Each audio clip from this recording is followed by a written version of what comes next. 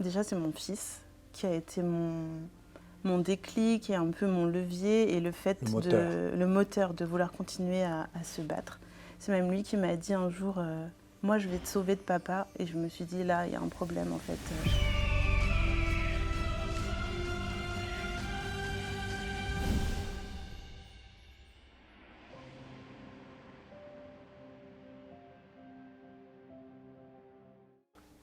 Eva, bonjour. Bonjour.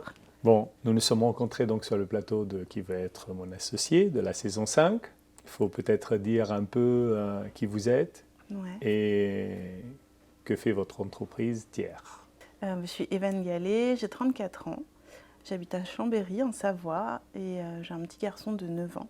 J'étais longtemps maman solo et j'ai vécu des violences conjugales de la part de mon ex-conjoint, ce qui a fait que j'ai créé Tiers du coup. Une application mobile qui sert à sécuriser les communications après la séparation des personnes qui ont vécu des violences conjugales, qui sont obligées de rester en contact parce qu'elles ont des enfants. Mais l'application sert à discuter sans insultes, sans menaces, sans harcèlement. Et elle aide aussi à créer des preuves plus facilement si besoin d'aller porter plainte. C'est exactement ce que j'avais compris sur le plateau. Alors évidemment, dans le projet Tiers, il y a plus qu'une société, c'est un acheminement d'une vie. Vous avez été en effet une maman qui s'est séparée et donc il y a eu des violences par rapport à ça. Comment une femme qui a subi pareille difficulté arrive à se redresser et se met en route pour créer une société? Déjà, c'est mon fils qui a été mon déclic et un peu mon levier et le moteur de vouloir continuer à se battre. C'est même lui qui m'a dit un jour moi je vais te sauver de papa, et je me suis dit là il y a un problème en fait. Il a quel âge?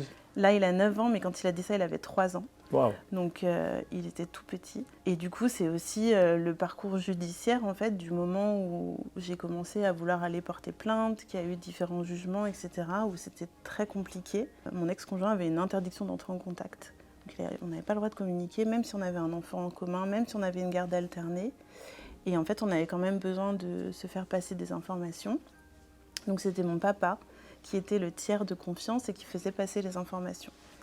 Mais lui, il y avait de l'affect, il ne savait pas faire, c'était très compliqué aussi pour lui. Et du coup, j'ai commencé à chercher une solution en me disant je suis sûre que pour toutes les mamans comme moi, puisqu'il y en a beaucoup qui doivent continuer à communiquer, il y a une solution pour sécuriser ces communications, ne pas recevoir d'insultes, de menaces. J'ai cherché un peu partout, j'ai posé plein de questions sur des forums, je suis allée voir des associations et je leur ai demandé de l'aide en fait pour moi. Et on m'a dit nous on a déjà plein d'autres choses à faire, et puis les communications au quotidien, on n'a pas le temps en fait de les gérer, voyez avec votre avocate.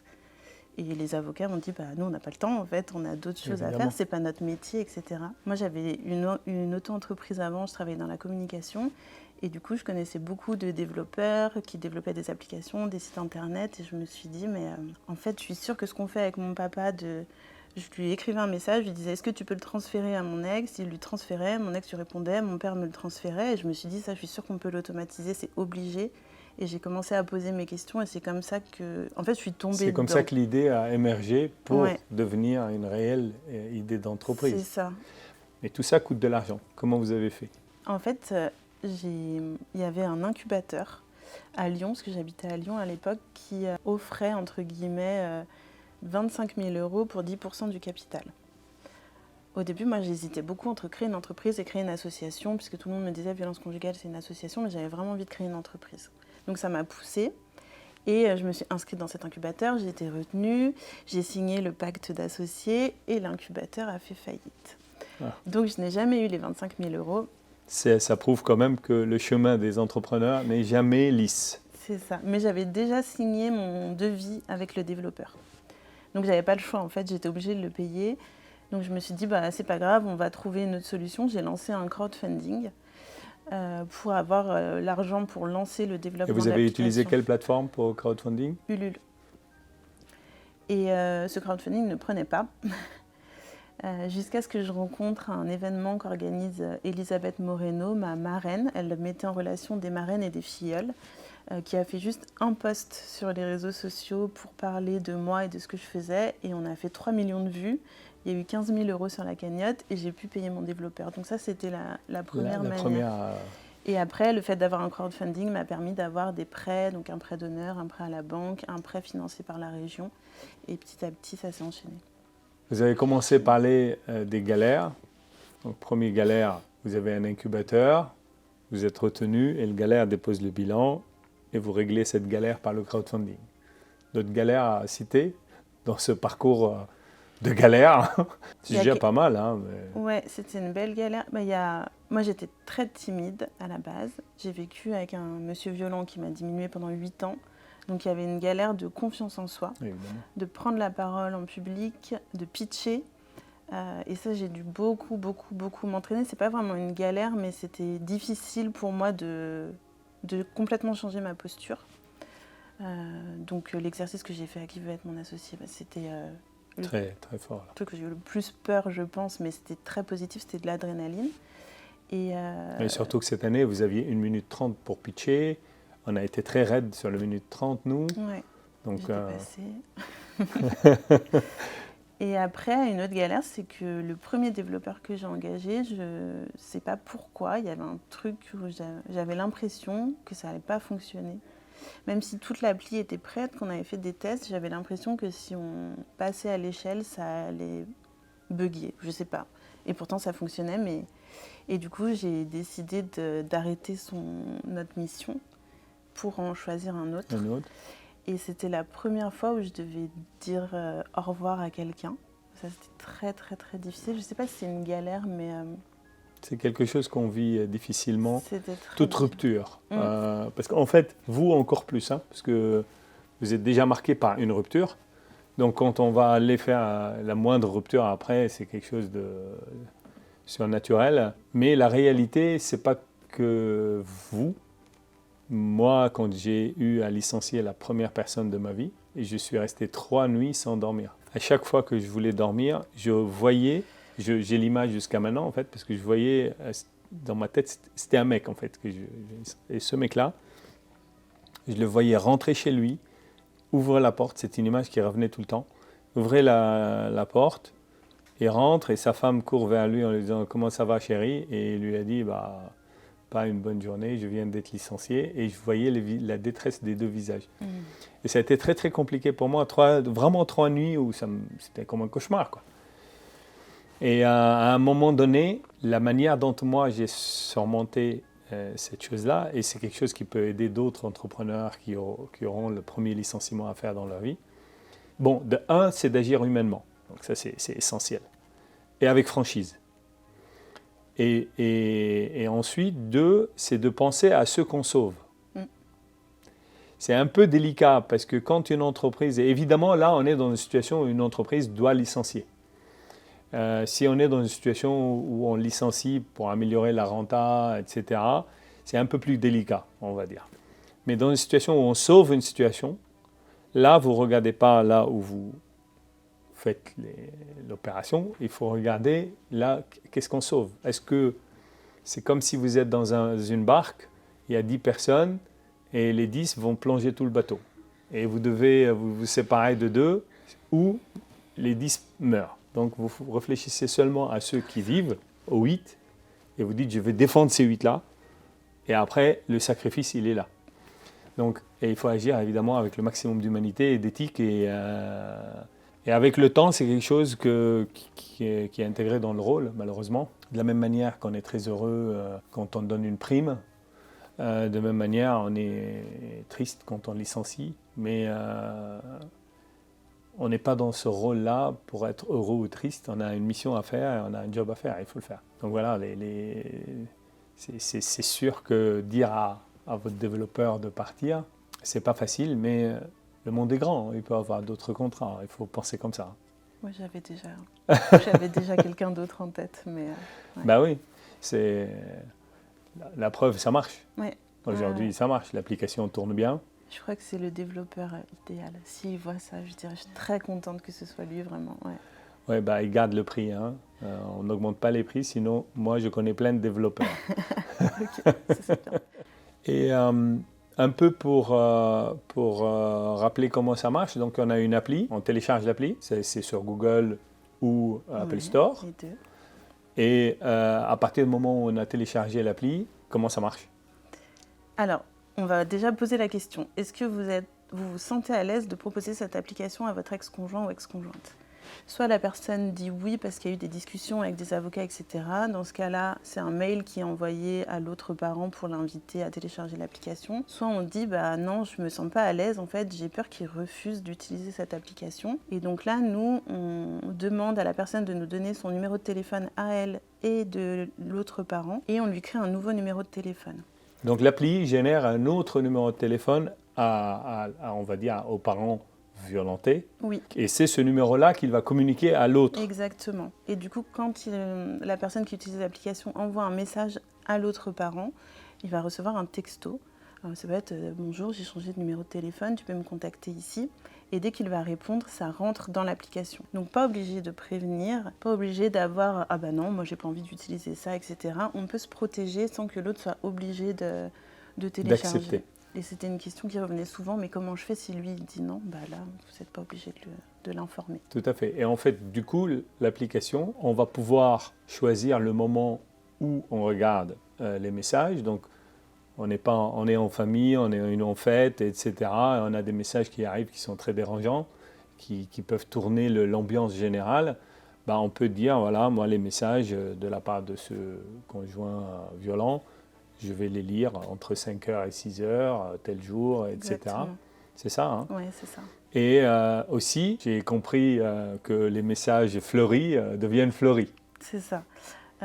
Tous les messages malveillants, les insultes, les menaces, etc., nous, on les masque automatiquement. Donc, on prévient, attention, il y a eu quelque chose de dangereux que vous avez reçu, pour ne pas se recevoir directement une insulte, se préparer, peut-être appeler quelqu'un pour l'accompagner, etc. Et après, si on a besoin quand même de voir le contenu, moi, je dis, si je demande est-ce que tu vas bien chercher les enfants ce soir à 16h30 et que je reçois un message qui a été bloqué, je me dis, mince, j'ai besoin de la réponse. Donc j'ai envie quand même de savoir ce qu'il y a. Du coup, nous, on permet de lire le message, mais si à l'intérieur, il y a des mots violents, on les remplace par langage fleuri. On écrit vraiment langage fleuri avec des petites fleurs autour. C'est les fleurs que des fois, on n'a jamais reçues. Et du coup, on les envoie dans l'appli. Et ensuite, ce qu'il est possible de faire, donc on sait que c'est quelque chose de violent, on a envie d'aller porter plainte, on peut télécharger un historique avec tout ce qu'on a reçu comme message. Et là, ça n'est pas filtré. C'est horodaté à la seconde près, donc on peut l'utiliser pour aller porter plainte plus facilement. Ah, c'est ça aussi, c'est que ce qui est vraiment important, c'est qu'au-delà du côté psychologique où l'application va aider l'autre, le conjoint violenté, on a aussi des preuves tangibles qu'on peut porter lors d'une plainte. Exactement. En fait, moi, quand j'ai eu la présentation, l'élément vraiment qui m'a fait comprendre l'intérêt absolu de tiers, c'est quoi? C'est que quand on est en couple, on se sépare, même s'il y a quelqu'un qui est violent, on se sépare, et puis au pire, on va voir, on met une main courante, on ne sait pas quoi, on éloigne l'autre et chacun fait sa vie. La problématique majeure, c'est quand il y a un enfant. Parce que l'enfant, c'est l'enfant des deux. On a toute une série de connexions administratives, etc., qui perdurent avec le temps par l'enfant. Et c'est là où tiers a un rôle fondamental, en fait. On est à combien de téléchargements jusqu'à maintenant? 2500. 2500. Et j'ai appris que tiers a été référencé avec le gouvernement, etc. Donc, tu peux nous en dire un peu plus? Oui. Du coup, depuis que j'ai commencé, on écrit tout le temps au gouvernement parce que c'est une problématique sociale en fait. Il y a des milliers de personnes concernées, des femmes, des hommes et des enfants au milieu. Donc en fait, on essaye d'alerter et de demander que quelque chose soit fait. Et le gouvernement a lancé un appel à projet pour promouvoir les applications de lutte contre les violences conjugales. Et du coup, on était beaucoup à postuler. Il y en a 4 qui ont été retenus, dont tiers. Donc, ça prouve la légitimité. Tout a été étudié, nos codes, la RGPD, comment on a créé, etc. Et tout a été validé. Donc, maintenant, ils ont créé des communications qui vont être envoyées partout pour dire, voilà, si vous rencontrez une personne séparée qui a vécu des violences conjugales, vous pouvez lui conseiller tiers et cette application est sûre, vous pouvez l'utiliser. Alors voilà, donc ça résume un peu, on va dire, Thiers et l'acheminement. Et donc vous vous êtes présenté à qui veut être mon associé. Comment vous avez été sélectionné? Il y a eu beaucoup de dossiers. Hein. Cette année, pour la saison 5, on parle de plus de 4000 dossiers et une quarantaine retenus. Hein. Ok, trop bien. En fait, j'ai déjà postulé l'année dernière. C'est une journaliste qui m'avait contactée pour me dire c'est super, il faut que tu postules, etc. Donc j'avais postulé. J'en étais pas du tout au même stade qu'aujourd'hui, j'avais pas été retenue. Et cette année, elle est revenue vers moi, elle m'a dit c'est reparti, on recommence, repostule. Elles étaient 2 du coup à vouloir m'aider à passer dans l'émission. Et du coup, elle m'a accompagnée sur toute la création de mon dossier, toutes mes réponses, mes vidéos. L'année dernière, j'avais fait une vidéo, j'avais fait un selfie, j'avais pitché. Là, j'avais mon équipe, on a filmé un truc joli et voilà comment j'ai postulé. Alors en fait, vous pouvez être fiers, hein, parce que franchement, il y a des milliers de dossiers, une quarantaine de prix qui sont présentés devant nous. Moi personnellement, j'en ai vu 26 sur les 40. Évidemment, pas les 40 ont reçu un investisseur ou plus. Et vous, non seulement vous étiez dans les 40, mais vous avez été dans ce petit nombre qui a reçu des accords de la part d'investisseurs. Alors comment vous avez vécu ça? Attention, j'étais là-bas, hein, donc racontez bien, sinon je dirai la vérité.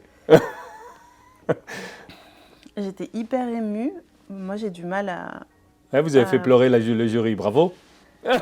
Mais ouais, c'était pas Ouais, fait exprès.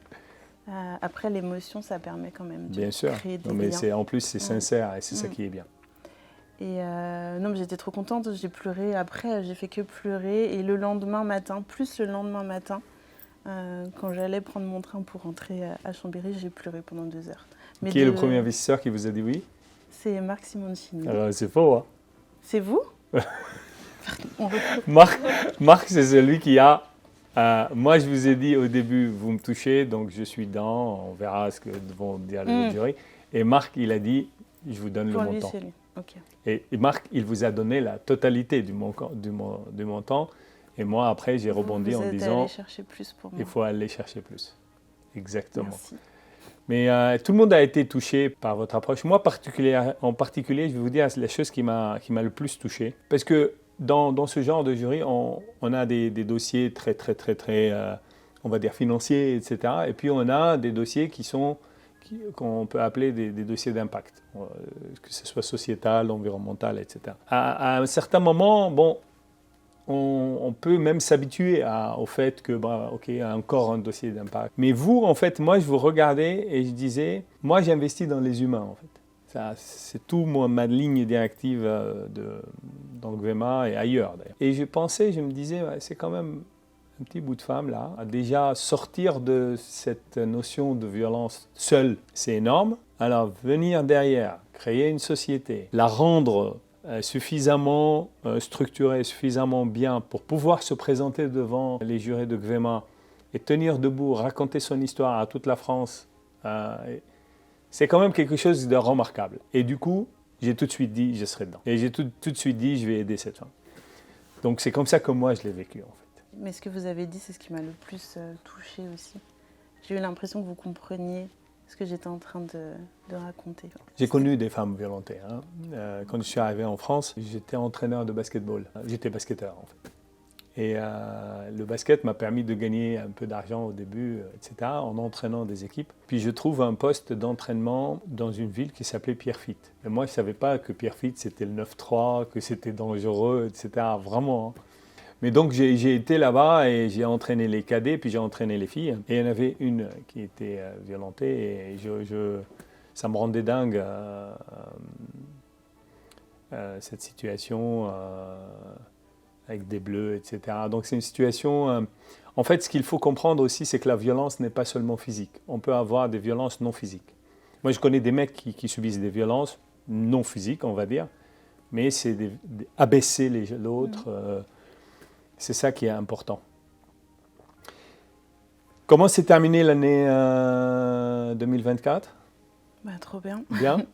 Ouais, super bien. Le passage dans l'émission, ça m'a boosté jusqu'à la fin de l'année.